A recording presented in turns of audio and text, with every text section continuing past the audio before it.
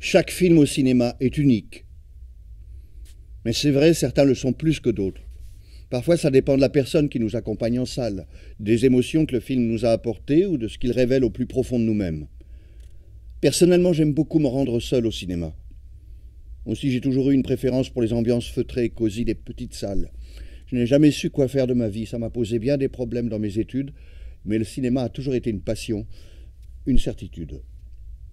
Adolescente, je ne trouvais pas toujours d'âme charitable pour m'accompagner dans les salles obscures, voir les films d'art et d'essai qui me plaisent tant. Quand j'ai sauté le pas la première fois pour aller voir un film toute seule, j'ai découvert un tout autre monde. J'adorais y aller le dimanche soir surtout. Le public de la salle paraissait souvent plus averti, un peu plus âgé peut-être. Et puis, je me suis installé à Lille pour mes études et j'ai découvert le Métropole.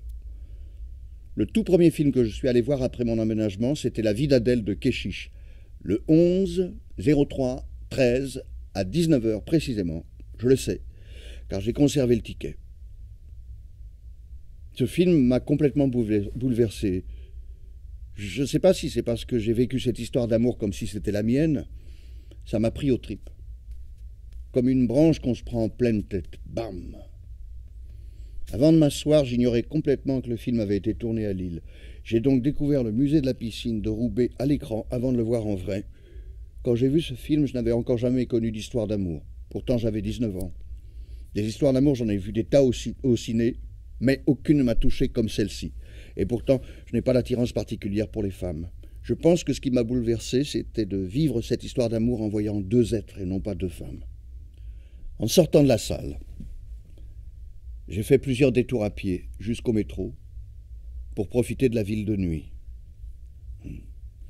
Je me suis alors dit que j'avais hâte de découvrir les joies et les peines de l'amour. Même si c'est douloureux, c'est beau. La vie est faite de rencontres. Et le cinéma m'apporte toutes les rencontres que je n'ai pas encore faites. Des parcours, des récits qui contiennent tous un petit quelque chose d'universel.